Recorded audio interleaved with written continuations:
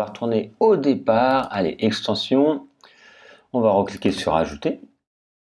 Et on va aller dans les populaires et on va installer le premier. Donc il y en a plusieurs pour faire la même chose. Là on va faire un formulaire de contact. Celui-là est très bien. Voilà, si on clique dessus, donc on va voir un peu plus de détails. Ici on a plus de détails, on a la capture d'écran. Et on a les avis. Donc là vous pouvez lire les avis. Donc c'est toujours bien de regarder également pourquoi, parce qu'il y en a quand même pas mal avec une étoile. Pourquoi ils n'ont qu'une étoile.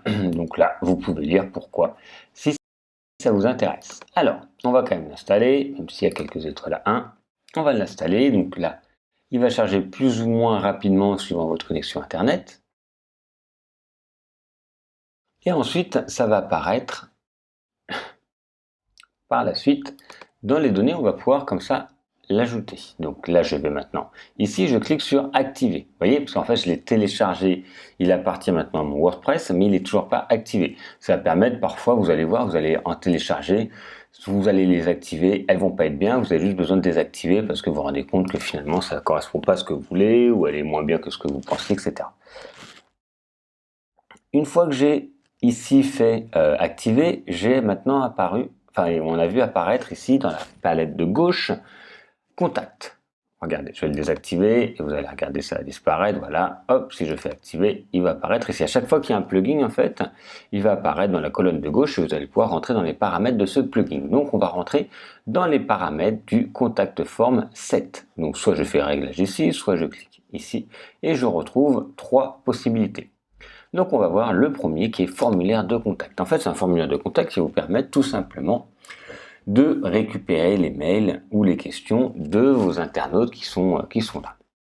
Donc vous pouvez modifier le formulaire et en fait ça c'est le code court. Je ne sais pas si vous vous souvenez parce que ça fait quelques vidéos avant, mais vous pouviez rentrer dans les mentors, de toute façon on le fera ensemble quand on fera le site, rentrer en fait un code court. Il suffit juste de copier ce code, l'insérer comme une ligne de texte normale et automatiquement ça va être lu comme si c'était l'ensemble de ce mail, de cette boîte de dialogue qui va créer ici les éléments. Donc, on va demander un nom obligatoire. Donc là, c'est juste la version pas graphique, je veux dire.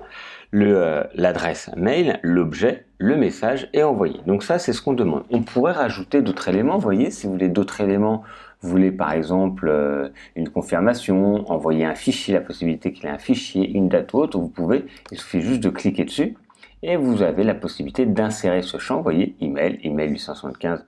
Voilà, parce que moi, c'est par rapport à mon code au départ et il arrive ici. Ensuite, vous voyez l'email. Donc ça, c'est un de mes emails pour, ok. 2, donc ça c'était moi par défaut, c'est donner ça, mais vous donnerez votre nom, peut-être contact, les mails que vous avez créés à partir de votre site. Vous pouvez donner votre sujet, ici remplir, enfin renvoyer où, et ici le corps du message. Donc ça c'est ce que vous allez recevoir, ok. Cet email a été envoyé via le contact, un formulaire de contact. Donc soit ça vous le changez complètement, ou soit ça vous permet de le retrouver. Parce que vous allez recevoir plusieurs mails à partir de votre boîte mail. Ça peut être la boîte mail que vous utilisez même hors de celle-ci, un Hotmail ou autre. Ça vous permet de voir en fait et de différencier où c'est arrivé.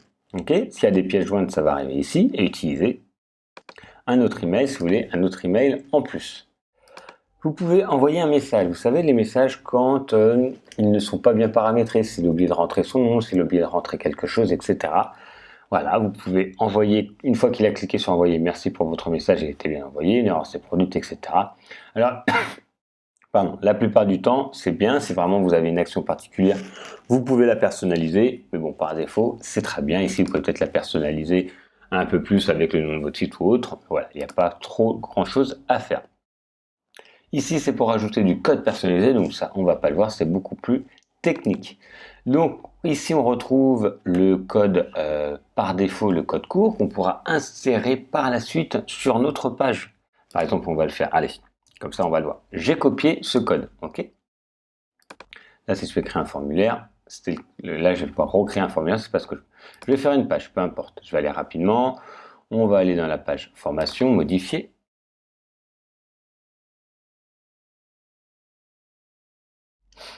Et je vais pouvoir mettre ce code soit directement avec Elementor, soit sans Elementor. On va le voir pour le faire avec Elementor. Donc j'ai copié le code. En fait, c'est un code court qu'on va pouvoir retrouver ici dans Elementor. Et on retrouve le mot code court. Ok, vous vous souvenez? Tout en bas, là, on a tout vu, un code court. Je clique, je le glisse. Donc là, il ne sera pas forcément bien placé, hein. Et là, je vais tout simplement saisir le code court. Je l'ai copié tout à l'heure.